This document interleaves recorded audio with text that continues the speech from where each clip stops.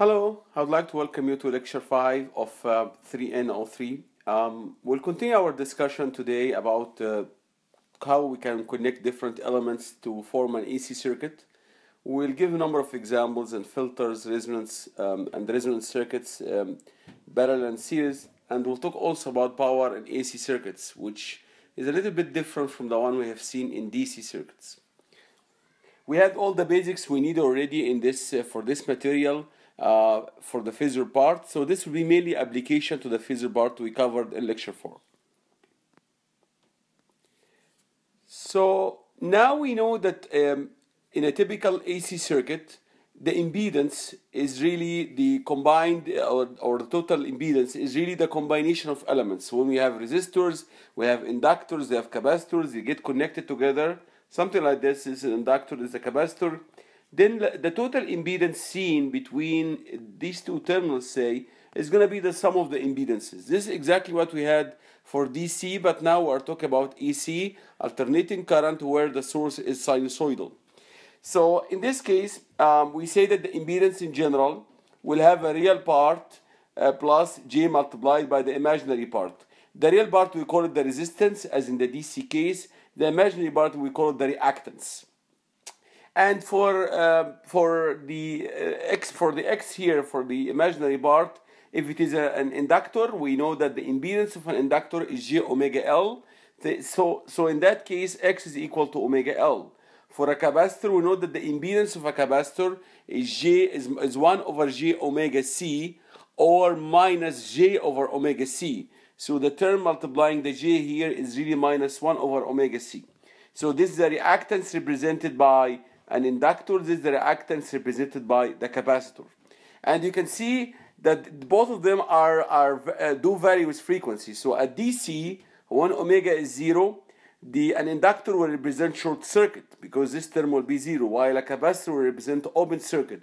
You get here infinite impedance. And at infinity, at very high frequency, the inductor will represent very high impedance, infinite ideally at infinity, while the capacitor will represent short circuit. So they work one against, they are really the opposite of one another. As in the case of DC circuits, we talked about resistance, we talked about the inverse of the resistance, which was conductance. Here we talk about impedance, and the inverse of the impedance, which is the admittance.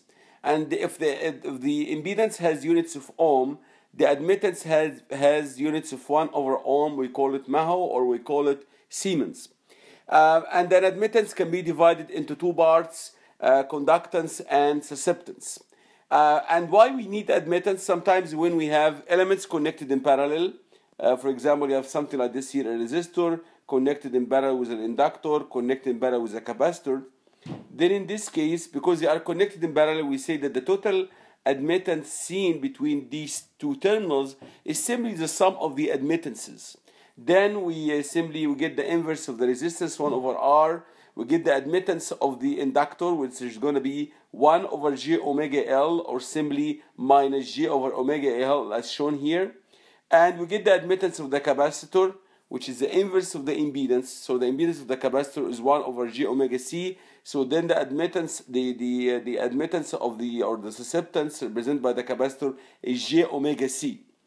So sometimes it's easier to sum them in parallel, sometimes it's easier in series, sometimes easier to sum them in parallel. So when we do it in series, we use impedances. When we do it in parallel, as shown here, we do it in admittances. So this is a general rule. When you have a number of impedances connected in series, the sum of the impedance is our total impedance is the sum of the individual impedances. So this Z total is the sum of Z1 plus Z2 up to Zn. And once you get the total impedance, you can get the inverse of that to get the total admittance. For a circuit like this, we call this circuit here a series resonance circuit for reasons that will become clear later. In this case, the total impedance seen between these two terminals is the sum of the impedance of the resistor plus the impedance of the inductor plus the impedance of the capacitor. So it's going to be equal to R plus J omega L plus 1 over J omega C. And the admittance, total admittance seen between these two terminals is simply the inverse of the total impedance. So it's 1 over zt, which is 1 over r plus j omega l minus 1 over omega c. So here we take j as a common term.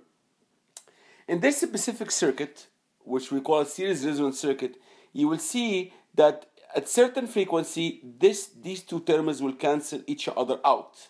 So at specific frequency, omega L will be equal to 1 over omega C. Remember that L is a constant, is the value of the inductor. C is the value of the capacitor. While omega can be any frequency. Omega is the frequency of the source. And if we have a source, we can change its frequency. Omega can be a whole continuous range of values. So at a specific frequency, this condition will be satisfied. And when this condition is satisfied, the impedance seen between these two terminals is simply equal to R. Or the admittance seen between these two terminals is equal to 1 over R. And the frequency is not that difficult to see. If you multiply by omega here, you multiply by omega, you divide by L, you get the answer that omega resonance, the resonance frequency is 1 over square root LC, which is a result most electrical engineers would know. The same thing we apply when we have parallel combination of impedances. As I mentioned earlier, when you have them in parallel, it is easier to talk about the total admittance. The total admittance in this case is the first admittance plus the second admittance up to the nth admittance. So here we have this circuit, we call it a parallel resonance circuit. And it's called the parallel resonance because there is a certain frequency at which the impedance of the inductor and the capacitor, they cancel each other out. So because these terms are connected in parallel, we can say that the total admittance seen looking into this circuit is the sum of the first admittance plus the second admittance plus the third admittance. So when we have different components connected in parallel, and AC analysis, it's easier to sum them as admittances. So in this case, the first admittance is 1 over R. The second admittance of the inductor is 1 over J omega L. The third admittance of the capacitance is J omega C. And if you, of course, want to get the total impedance, you simply get the inverse of the total admittance, and this is what you get here. And again, you will notice that this term at specific frequency, omega C is equal to 1 over omega L, and in that frequency this term will cancel out and the input impedance seen is equal to R. So these two really represent an open circuit. This is called a parallel resonance circuit. And the reason why it's open circuit, because the magnetic energy stored in the inductance and the capacitive and the electric energy stored in the capacitor, they do cancel each other out. Okay, let's take an example here. We have this circuit. It's a series RLC circuit. We have a source. It has a value of 100 volts, and of course this RMS. It has a frequency of 79.6 hertz. We would like to find the total impedance seen by the source. So we would like to see the impedance seen between this terminal here and this other terminal here. So we have two terminals, this terminal and this terminal. And we would like to determine the current I flowing, the current being drawn from this source. And we would like to determine the voltage across each one of these elements. Of course, here the input impedance, we know the frequency F, then we know what's omega. Omega is simply equal to 2 by F, it is the angular frequency. And if I know omega, I know the impedance of the inductor, which is J omega L. I know the impedance of the capacitor, which is 1 over J omega C. Once I have all this, then I know what is the total impedance. It is the sum of R plus J omega L plus 1 over J omega C. Once I know the total impedance as a complex number, I can get the current I by dividing the voltage by the total impedance. And one thing you may be already aware of or not, that we take the angle of the voltage source as 0. We usually take it as our reference. So assume here that this is a pure cosine, it has a 0 phase shift, and then we continue to calculate everything relative to that voltage reference. So once you have the current, you can get the voltage across the resistor is IR. You can get the voltage across the inductor. It is I multiplied by J omega L. you can get the voltage across the capacitor. It is I multiplied by 1 over G omega C. So once we have done that, then we have solving this circuit. One other thing to remember, that these are all phasors. If I want to take them back to the time domain, I have to multiply by e to the G omega t and then take the real part. And if this is an RMS, then I have to multiply by square root 2 as well. So we start to follow the steps of the solution. We know frequency is given. We can get omega. Omega is 2 by f. Then we multiply 2 by 79.6, and the numbers are here are organized to simplify. So you get that the angular frequency is 500 radian per second. So if you multiply this is 3.14, multiply by 2, and then you multiply almost by 80, you get 500 here. Then XL, the impedance of the inductor here is simply equal to J omega L. We call here XL to be equal to omega L. So we multiply this 500 by the value of the inductance, which is 1 Henry. So when 500 radian per second multiplies 1 Henry, you get 500 ohm. Then the impedance represented by the inductor is simply equals to J500. It does limit the current by value 500, but it creates also a phase shift of pi over 2. Now for the capacitance, the impedance seen by or represented by the capacitor is 1 over J omega C, or it is minus J over omega C. So it is this term here, minus J over omega C. Then the XC term is simply equal to 1 over omega C, 1 over 500 multiplied by the value of the capacitance, which is 5 microfarad, so 5 by 10 to the minus 6. So this gives you 25 multiplied by 10 to the minus 4. So if we divide that, so it's 10,000 by 25, then you get to 400 ohms. Then the impedance represented by the capacitance, it's simply equal to minus J 400. So it does limit the current by a ratio of 400, but it also creates a phase shift of minus pi over 2. Now we have all the components that needed to find the total input impedance. It's simply equal to R plus J omega L minus J over omega C. Okay, then the input impedance is R plus J omega L minus J over omega C, or we can write it as J multiplied by XL minus XC. We calculated this one already to be J 500, this one minus J 400. Then when we sum them this way, you get J 100. The resistor value is 100 ohm, then we can put it this way. This is the input impedance as a complex number, as real and imaginary. But because we're going to be dividing the voltage by this impedance, it's easier to put it in polar form, as we explained in one of the tutorials. Then if you put this one in polar form, the modulus is equal to 100 multiplied by square root here, square root of 2, because these two are the same. So this gives you 141.4. The real part and the imaginary part are equal, then it's 45 degrees angle. Of course, both are positive and equal. Then the inverse tangent of 100 over 100 will give you 45 degrees. Now we're all set to calculate the total current, or the current flowing in the circuit. The current is simply equal to V divided by the total input impedance. And as I mentioned earlier, unless otherwise stated, you take the angle of the voltage as 0. So we divide 100 angle 0 by the input impedance, which is 141.4 angle 45. And as explained earlier, we divide the two modulus, so 100 by 141.4, and then we subtract the two angles, so 0 minus 45, so you get minus 45. Now we're all set to move forward and calculate the voltage across the resistor, the voltage across the inductor, and the voltage across the capacitor. We simply multiply this current by each individual impedance. So for the voltage across the resistor, it's simply equal to IR. The current is given by this number, 0.707 angle minus 45. The resistor does not add any phase shift. It is real, so it's 100. So 100 multiplied by this number will give us 70.7 angle minus 45 degrees. Now we move forward to calculate the voltage drop across the inductor, which is simply equal to I multiplied by J omega L, or I multiplied by JXL. We calculated I before to be 0.707 angle minus 45 degrees. we calculated J omega L to be equal to J500 or 500 angle 90. I explained to you earlier that J means an angle of 90 degrees. So when you multiply the two moduluses, 500 by 0.707, you get 353.5.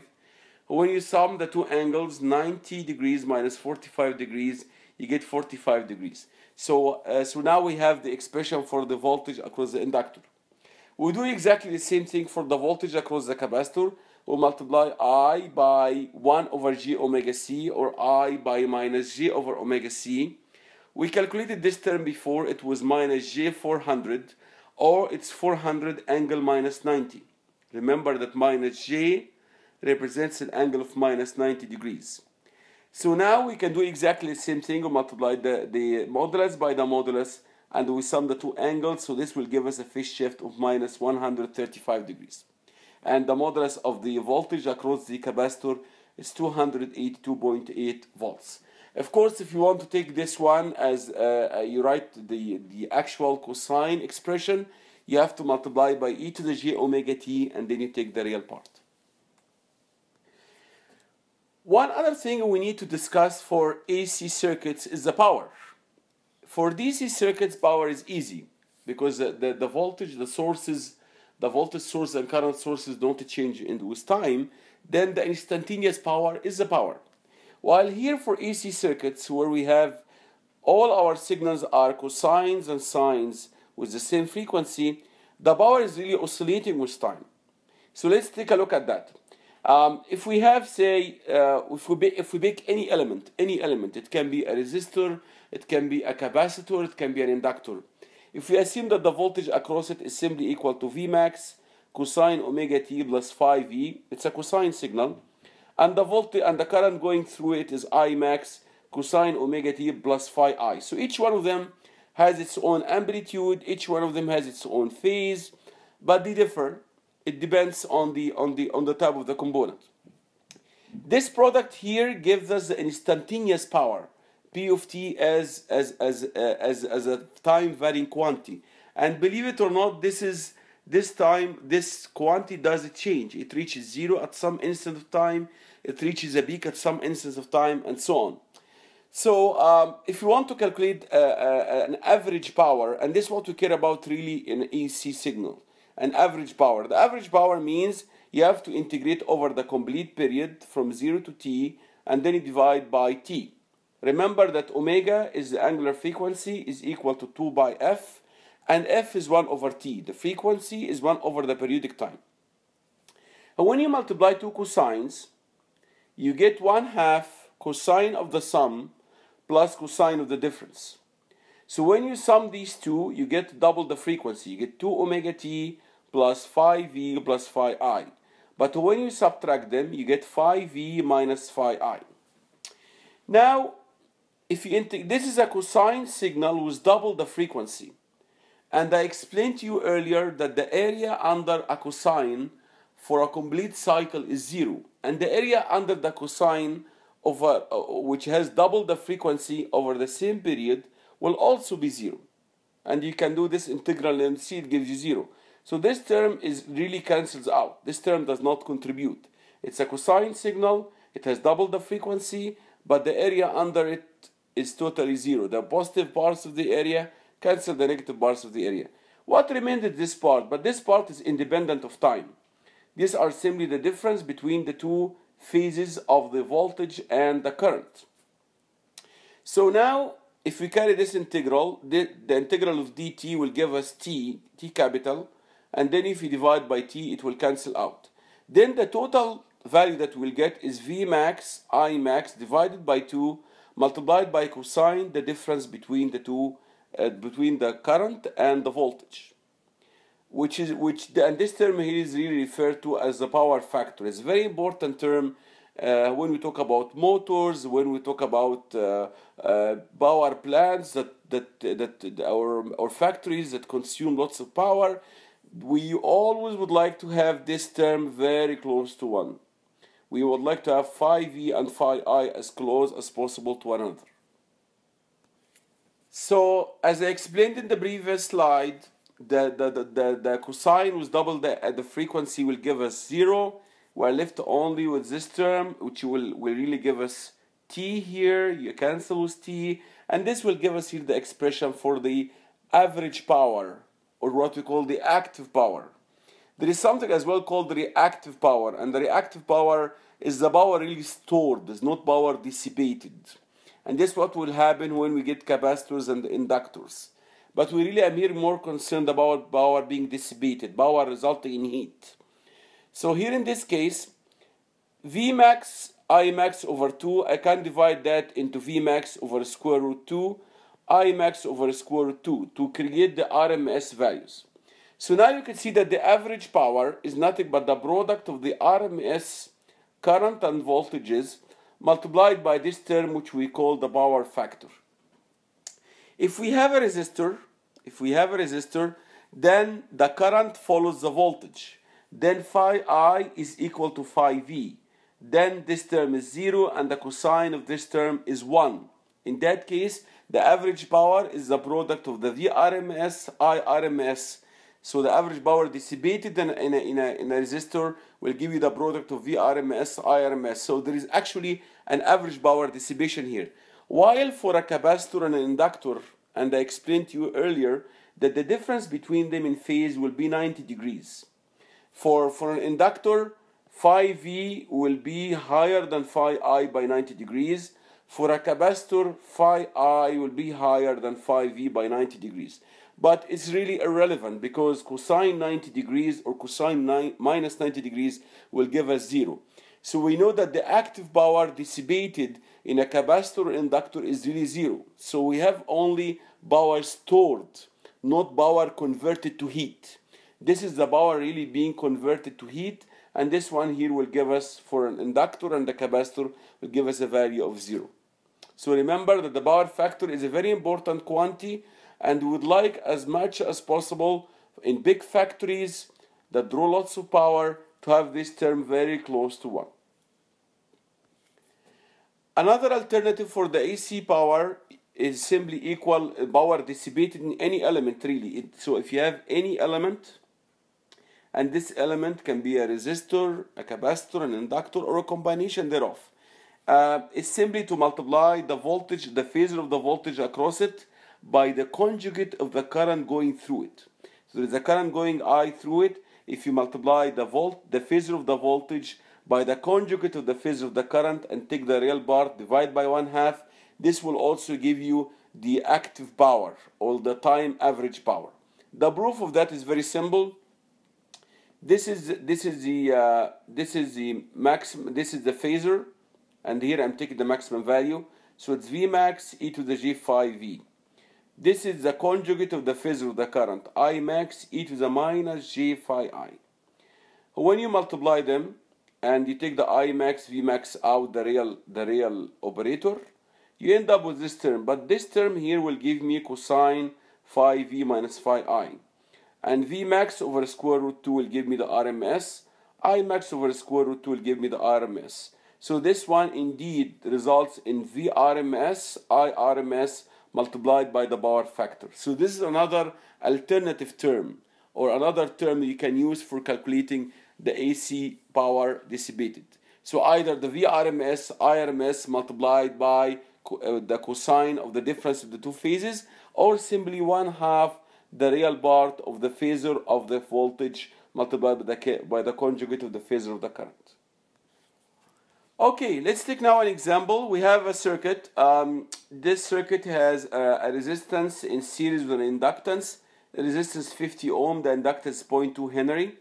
It has a voltage source 120 volts RMS, and unless otherwise stated, you should take it as RMS.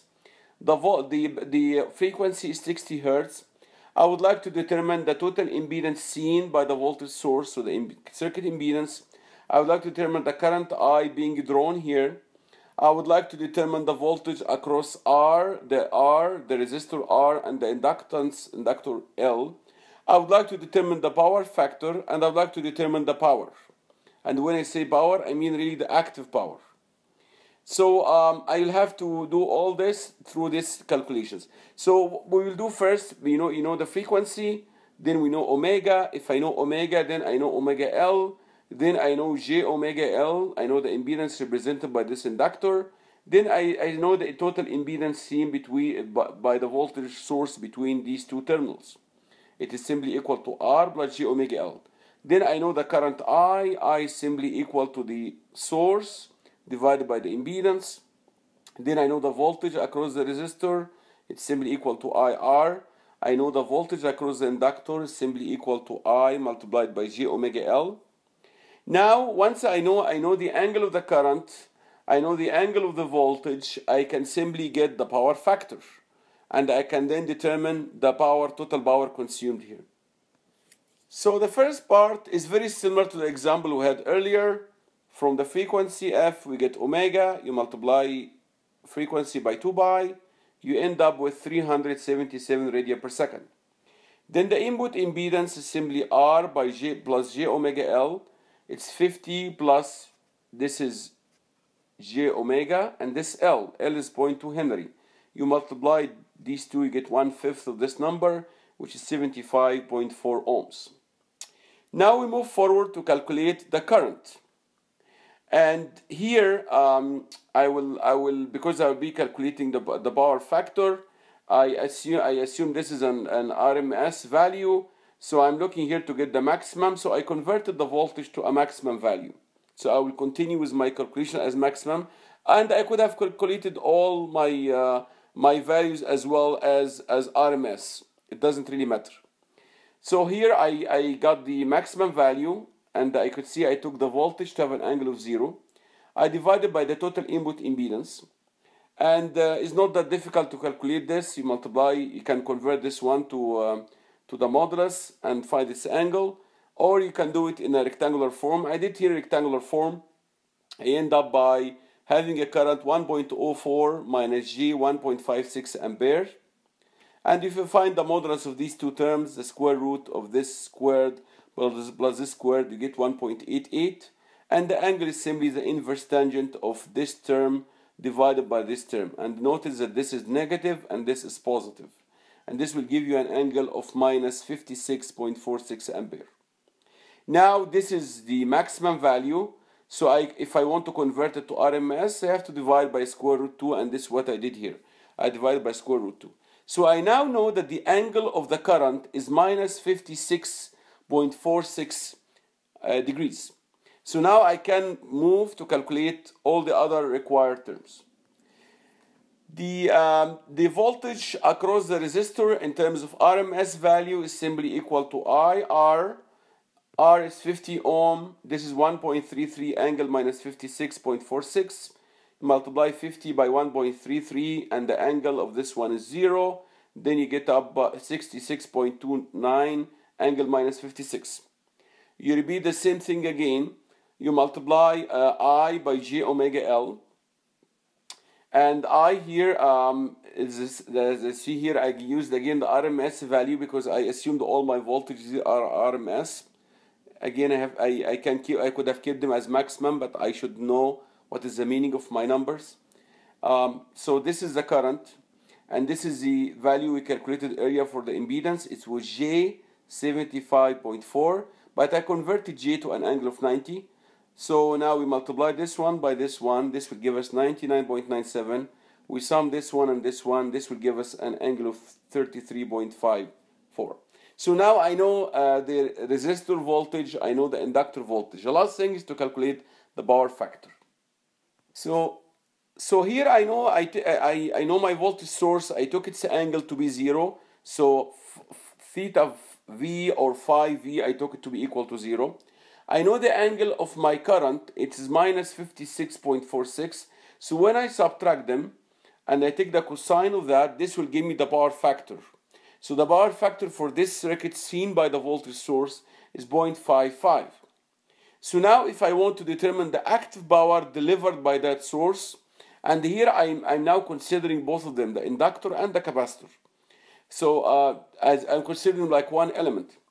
So the expression I should be using is VRMS IRMS multiplied by the cosine of theta V minus theta I, or by the power factor. This one here, I have a source which has an RMS value of 120 volts. I now know that the current drawn from that source RMS is 1.33. I need only the RMS value, and I know the power factor is 0.55.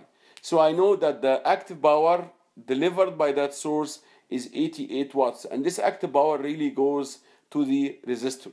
The resistor is the one who consumes this power.